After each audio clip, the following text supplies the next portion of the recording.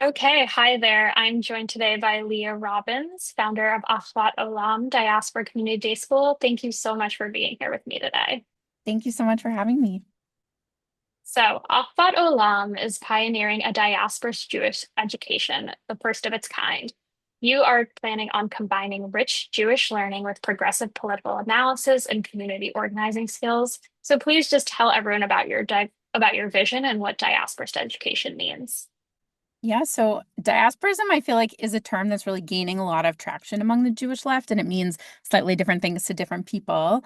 And at Achvat Olam, it means four main things. One is that we're going to dive into and uplift the wealth of histories and customs and rituals and languages across the diaspora. Two is that we will decenter the state of Israel as central to Jewish identity building while holding that half of world Jewry lives there, including many of our family and extended community members. Three, what we do teach about Israel Palestine will be loving, compassionate, yet deeply truth telling. And four, that we're going to really invest in our role as neighbors and community members of Greater Boston, both within our Jewish communities and as Jews in solidarity with other communities. So that's what diasporism means to us. Yeah, that sounds really great and important. Um, so kind of building off of that, American Jewry is facing some really big questions right now, right? Like whether to align with these justice movements or retreat into defensiveness, whether to challenge conventional thinking or maintain the status quo. So how will Akbar Olam address these tensions and like what does it really mean to build institutional infrastructure for the Jewish left? So we believe that aligning with justice movements is not only the right thing to do and the mandate of Torah, but is good for the Jews. We believe in combating anti-Semitism and pursuing safety for Jews through solidarity with other marginalized communities. And we believe that our defensiveness really keeps us sort of trapped in our victimhood and unable to acknowledge our complicity in the racism and classism that has come to animate a lot of American Jewry.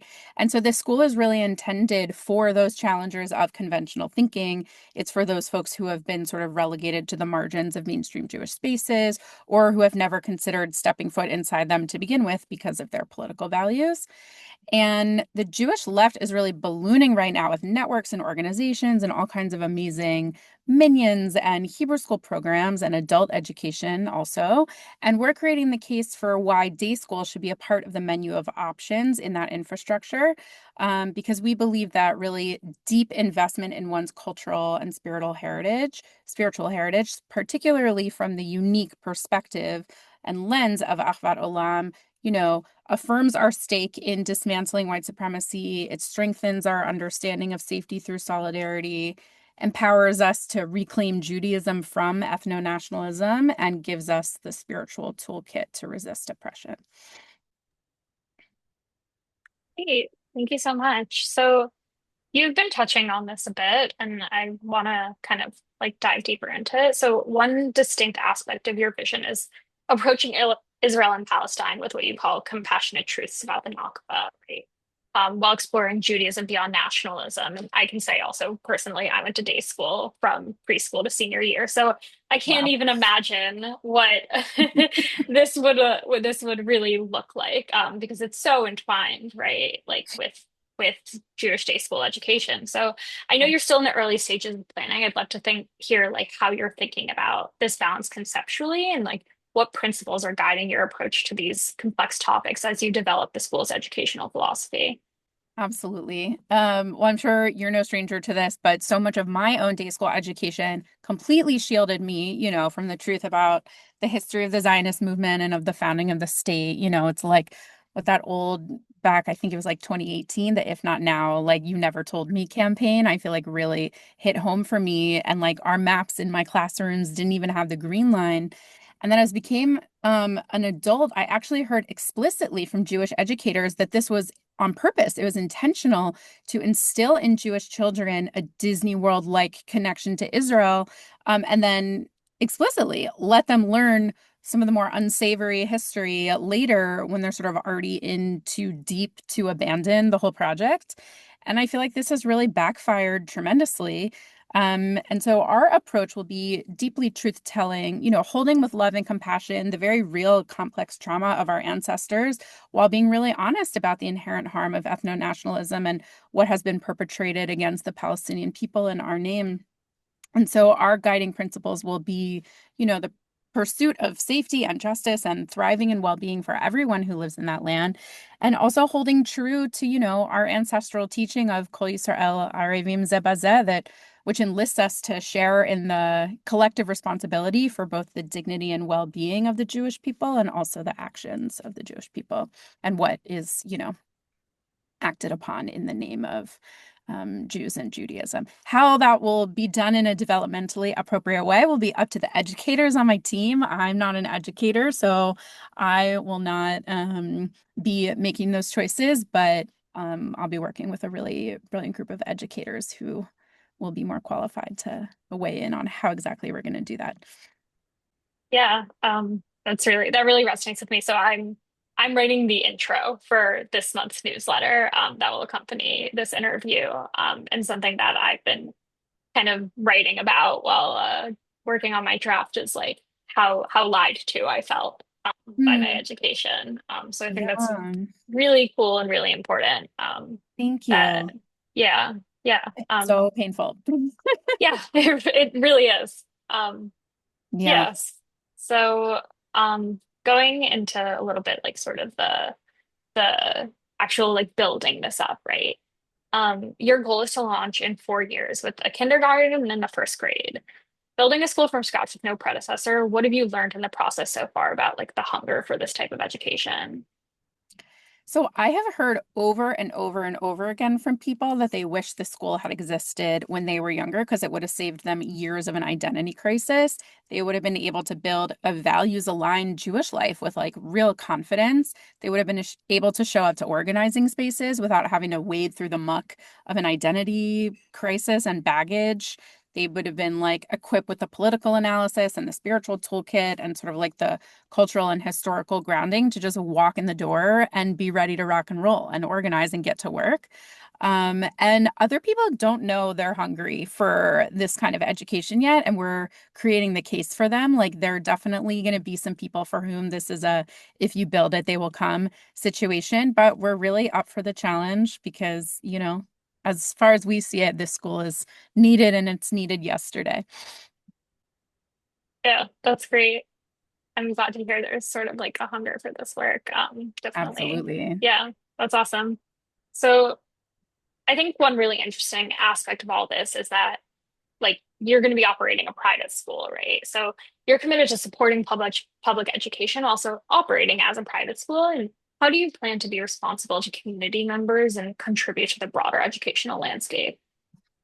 Yes, we share in the moral questions of operating a public school in an environment where public education is egregiously underfunded and like abandoned in our country in racialized ways, obviously.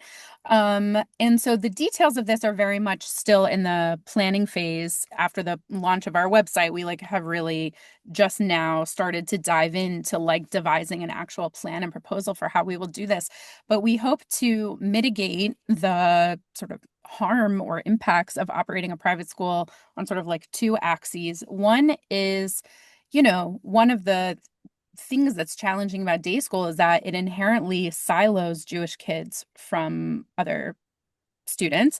And so we want to devise a plan where we can regularly, like on school time throughout the calendar year, connect our students to their public school peers in some way and have some sort of partnership with a public school in our community to create regular opportunities for meaningful relationship building projects, et cetera, with their public school peers. And then in terms of like organizing and from a values perspective, we want the institution itself to meaningfully and in an anti-racist way contribute to local organizing happening in the greater Boston area to protect public education. So, I'm just spitballing some ideas here, but if there were like a teacher strike or something in the greater Boston area and there were like a strike fund, we would maybe solicit our families to contribute to it financially. I could imagine, excuse me, taking the kiddos to the picket line to support in some way, or doing something that is positive and that doesn't just connect on a student to student level, but like instills in the kids a commitment to public education as a value. And we definitely hope to have more details about that either in the winter of this year or spring of next year. But it's definitely something that we're thinking about and is a huge, huge commitment. Yeah, that's great. This all sounds great. I'm so excited to, see as you all evolve over the years Yeah. and get closer and closer to existing. And yeah, I echo the folks who have said to you, I wish something like this existed Mm, when thank when you. I was growing up. So that's great. Last question for like progressive Jewish families interested in this vision in the greater Boston area, how can they get plugged in? For folks all over, how else can they help support your vision? So on our website, we have a form that you can fill out. It's under Get Involved. I respond personally to every single person who fills that out. So you will be responded to. I will meet with you and we can talk about how you want to plug in. There are so many ways to contribute. If you have an K through 8 education background, if you want to become a financial supporter, that's also an absolutely critical way to be contributing to this vision. You can go to our donate page if you want to talk about being a longer term financial supporter. If you're an interested family, an interested parent, or you're thinking about having children, I would just love to talk to you and truly anyone and everyone who wants to talk to me about this school. It's my favorite thing to talk about. I could do it all day. And if you fill that out, you will be hearing from me. Amazing. Well, thank you so much for your time, Leah. We really appreciate you taking the time to chat with us. My pleasure. Thanks for having me. Thanks.